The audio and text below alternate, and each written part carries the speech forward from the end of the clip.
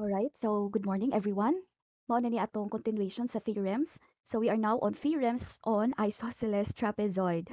So let us define first what is an isosceles trapezoid from the word isosceles. So it means that the sides or the legs are congruent. Okay?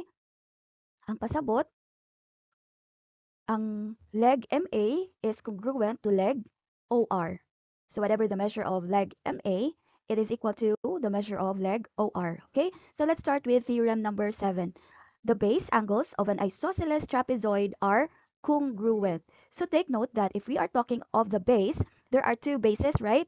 Base MO and base AR. So ang gi-cover sa base angles nga congruent are only the angles that is formed sa same nga base. Example, angle A is congruent to angle R since they are located on the same base.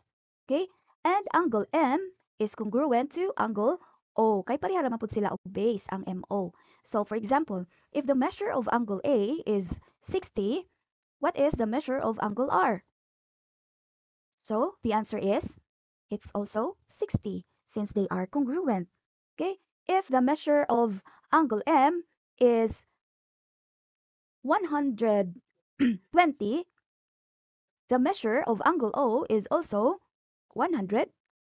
Mo na pasabot sa base angles of an isosceles trapezoid are congruent. Check. Now let's proceed to theorem number 8. Okay, read with me. 1, 2, ready, go. Opposite angles of an isosceles trapezoid are supplementary. Okay, so let's have this trapezoid ARTS. Okay, so kung mayroon kag opposite angles, nag-atbang. So kinsay opposite angle ni angle A?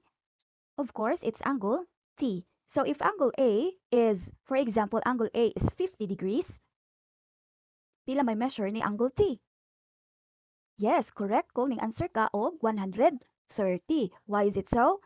Because from the theorem 8, opposite angles of an isosceles trapezoid are supplementary, meaning the sum is 180 and it is always 180.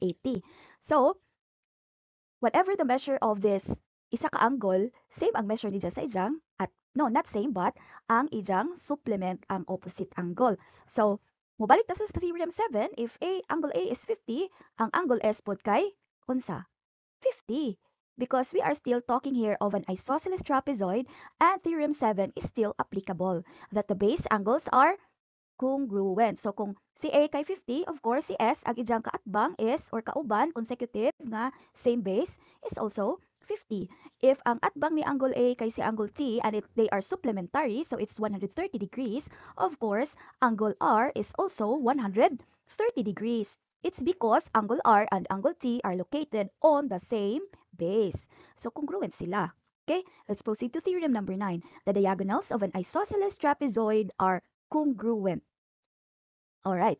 So, kung may tag diagonals, of course, we are talking of this side or segment OA and segment RM. Okay? So, kung may congruent, of course, we can say that RM is congruent to AO. Kung ato na tag measurement, whatever the measures of these two angles, equal jud sila. Okay? So, for example, if RM measures 15, of course, OA measures 15 pod. Okay, so that's it for this theorem. And after this, you're going to proceed to this activity. Taman sa mo diri mag-answer. Let's focus on activity 15 because this is about solving problems involving theorems on trapezoid. So you are going to consider the figure on the right, this one, trapezoid MATH, that's math. And then quadrilateral math is an isosceles trapezoid with bases MA and HT, and LV is a median. Is it LV or LY? So it's LV. So LV is a median. So we are going to apply. Let's go back to theorem number 5 and 6 up to 7, 8, 9 so that you can answer numbers 1, 2, 4. Okay? You're going to complete your answer. Like, for example, you're asked, how did you solve? Or what are? Or like that. So you're going to finish all these questions here. And you're going to apply, of course, the theorems. Okay? So you're going to answer it first. And let's proceed later to the theorems on kites. Theorem 10 and 11. Okay? So that's it.